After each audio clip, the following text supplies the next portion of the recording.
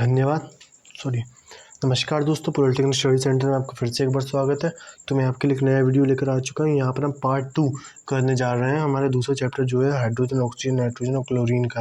यहाँ पर बेसिकली 4 हम ऐसे मतलब एलिमेंट्स और महायोद्धाओं की बात करते हैं जो कि हमारे डिफरेंट बार आते रहते हैं अलग अलग रिएक्शन के फॉर्म में, यानी कि अबंडेंस सबसे ज़्यादा है। अगर मैं बात करूँ नाइट्रोजन की, तो मैंने बताया आपको 75% पाई जाती है। ऑक्सीजन की बात करूँ तो करीब 15 से 25% के बीच में पाई जाती है। हाइड्रोजन की बात करूँ तो ये मोस्ट अबंडेंट मैंने 0.9% कवर करती है अर्थ क्रस्ट का, और सबसे ज़्यादा सैटर्न, यूरेनस यहाँ पर सबसे ज़्यादा पाई जाती है। तो काफ़ी इंपॉर्टेंट है ये, और मोस्टली हमारे यूनिवर्स का पार्ट कवर करते हैं।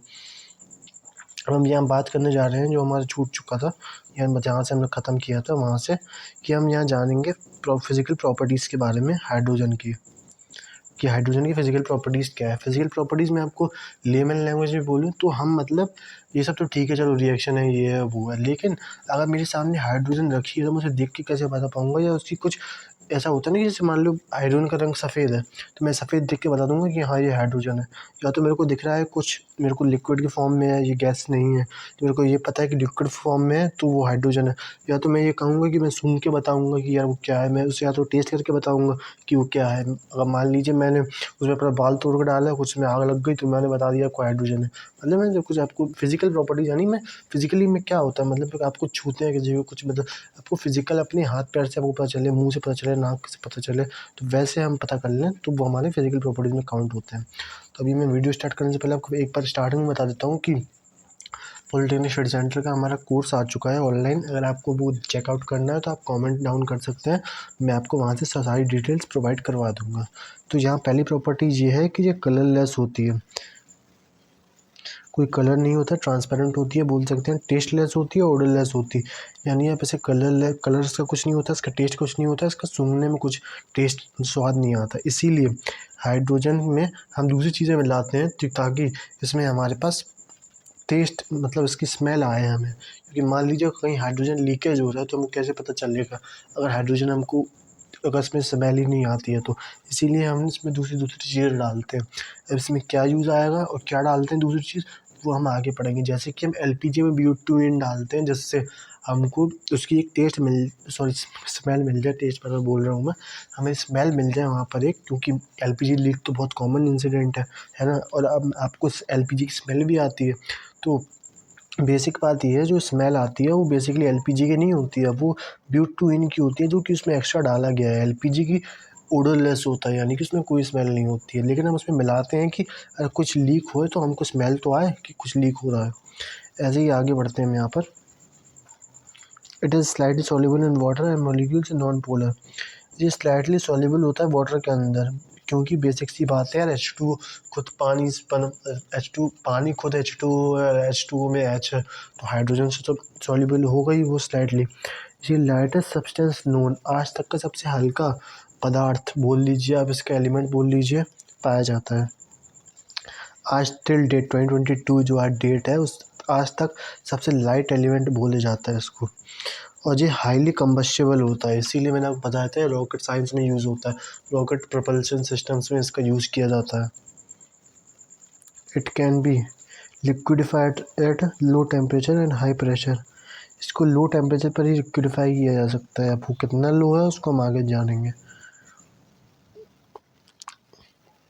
अब हम यहाँ कुछ केमिकल प्रॉपर्टीज़ के बारे में जानेंगे, कि मैंने तो आपको बता दिया कि इसका टेस्टलेस है, ओडोरलेस है, और मतलब ट्रांसपेरेंट है, यानी कि इसका कोई सेंस नहीं है। यानी क्या मैंने इसके टर्म्स यूज़ किया था इसके लिए, कि ये कलरलेस है, टेस्टलेस है, ओडरलेस है। मान लीजिए कलर ही नहीं है, ओडर नहीं है, टेस्ट नहीं है, तो मैं कैसे बता दूंगा। तो इसीलिए हम यहाँ पर कुछ केमिकल रिएक्शंस परफॉर्म करेंगे, जिससे हम ये बता सकें कि यहाँ पर जो हमारे सामने जो चीज़ है जो निकल रही है वो हमारी हाइड्रोजन ही है या कुछ और है। क्योंकि टेस्टलेस, ओडरलेस और कलरलेस और भी कई सारी चीज़ें होती हैं, तो हम दोनों बेसिक में डिफरेंस कैसे बता सकते हैं। तो इसीलिए हम यहाँ पर डिफरेंट केमिकल रिएक्शंस परफॉर्म करेंगे, जिससे हम ये चीज़ें कन्फर्म कर पाएँ। जैसे हमारे पास पहले रिएक्शंस क्या निकल कर आती हैं, कि dihydrogen is quite stable due to the high bond association energy. ये काफ़ी ज़्यादा स्टेबल होती है हाइड्रोजन, यानी कि मान लीजिए मैं इसे डिफ्यूज़ नहीं कर, जैसे मैं डिसोसिएट नहीं कर सकता। हाइड्रोजन का जो डायटोमिक बेसिक बात ये है कि हाइड्रोजन के बीच में डायटोमिक बॉन्ड है और जिसे हम तोड़ नहीं सकते, और अगर तोड़ना है तो हमें काफ़ी ज़्यादा एनर्जी देनी पड़ेगी, जो कि करीब 2000 किलो केल्विन की होगी। सॉरी, ये इतना हमें टेम्परेचर प्रोवाइड करवाना पड़ेगा, तब जाके ये हमारा बॉन्ड टूटेगा इसके बीच में। तो क्वाइट स्ट्रॉन्ग बॉन्ड है, और हाइड्रोजन बॉन्डिंग तो आपको पता ही है कितनी ज़्यादा स्ट्रॉन्ग होती है। अब ये इंट्रा है कि इंटर है, ये भी हम आगे पढ़ेंगे। और ये dihydrogen neutral at litmus paper. Litmus paper काफ़ी बेसिक तरीका है फाइंड आउट करने का, कोई भी चीज़ एसिड है कि बेसिक है तो हाइड्रोजन उस पर न्यूट्रल दिखाता है। और यहीं से हमारा आगे पॉइंट निकल रहा था कि मेटल का एक्शन क्या होता है इन पर। मान लीजिए हाइड्रोजन पर हमने मान लीजिए एल्यूमिनियम डाला, हमने टिन डाला, हमने ज़ेरन डाला, या हमने कैल्शियम डाला या सोडियम डाला, कुछ भी डाला, फ्रेंचियम, रीजियम, कुछ भी डाला, पोटेशियम, तो उस पर क्या हमें फ़र्क दिखेगा।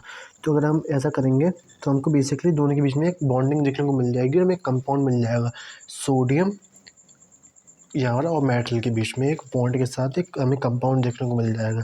अब वो कैसा होगा, उसके बीच में एक सिमिलरिटी नहीं होगी। मान लीजिए हमने डिसाइड किया कि Al और H2 डालना, तो AlH2 ही मिलेगा। ऐसा ज़रूरी नहीं है, हमको डिफरेंट डिफरेंट फॉर्म में कंपाउंड स्टिचियोमेट्री उनकी डिफरेंट हो सकती है। ऐसे भी हो सकते हैं कि Al2H3 हो, है ना। मैं एग्जाम्पल दे रहा हूँ, ऐसा कोई कंपाउंड पाया जाता है कि नहीं जाता, वो दूसरी टॉपिक है।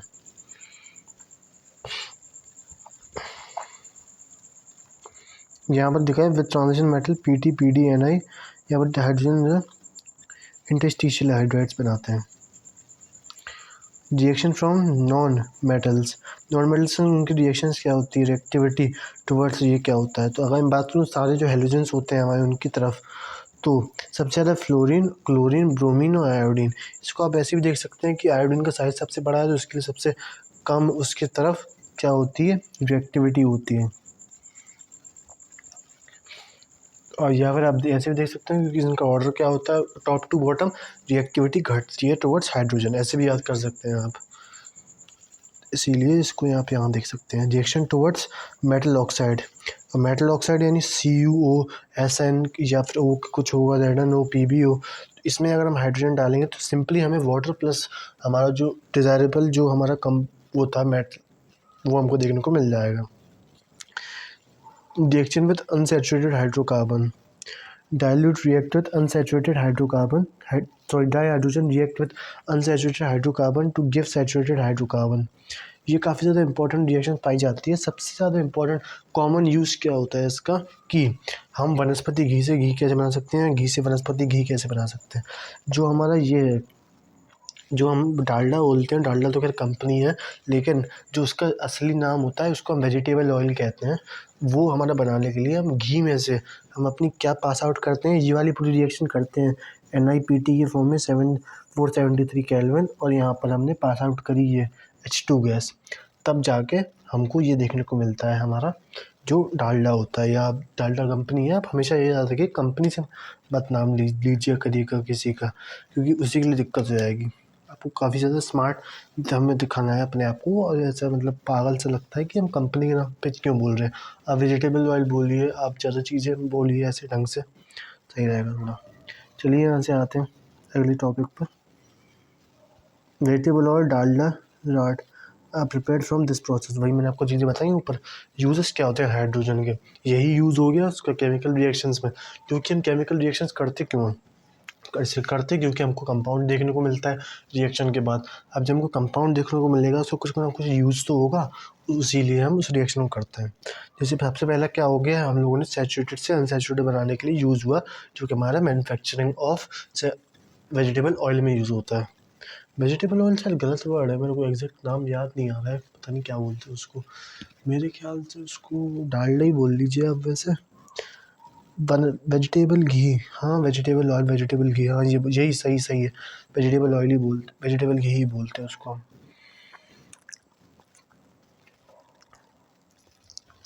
सबसे पहला यूज़ क्या आता है इसका, कि it is use in the manufacturing of synthetic petrol.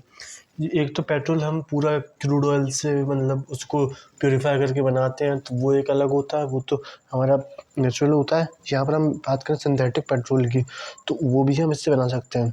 अब वो चीज़ क्या होती है सिंथेटिक पेट्रोल, अगर आपको उसके बारे में जानना है तो आप पूरी डेडिकेटेड वीडियो बना सकता हूँ मैं उस पर। लेकिन यहाँ से आगे बढ़ते हैं नेक्स्ट टॉपिक की तरफ।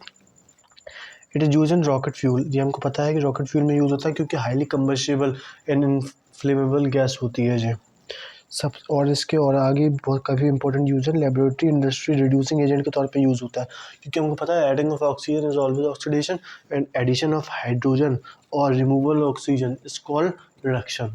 तो ये हम हमेशा पढ़ते आए हुए हैं, रिडॉक्स रिएक्शन, ऑक्सीडेशन, रिडक्शन। तो ये हम यहाँ पर देख सकते हैं। आगे देखते हैं यहाँ पर, it is use in the preparation, ये सब ठीक है। This is preparation of compound like ammonia, बहुत सारे प्रोसेस।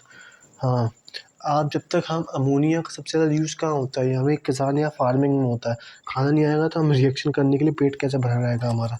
तो यहाँ पर अमोनिया जो होता है एक तरीके से फर्टिलाइज़र के तौर पे यूज़ किया जाता है, उसको हम यहाँ पर यूज़ करते हैं। उसको बनाने के लिए भी हम बहुत सारे प्रोसेस बनाते हैं उसे, तो उसके लिए भी हमें हाइड्रोजन चाहिए क्योंकि हम N2+3H2 के प्रोसेस जो बनाते हैं 2NH3, तो उसमें भी हमारे लिए हाइड्रोजन एक काफ़ी इंपॉर्टेंट भाग प्ले करता है। देखते हैं हम आगे हम यहाँ क्या पढ़ेंगे। आगे हम यहाँ ऑक्सीजन के बारे में जानेंगे, ये हम अगली वीडियो में देखेंगे। तब तक आप स्टे ट्यून्ड रहिएगा और लाइक करिए, सब्सक्राइब करिए, कमेंट करिए। मिलते हैं अगली वीडियो में।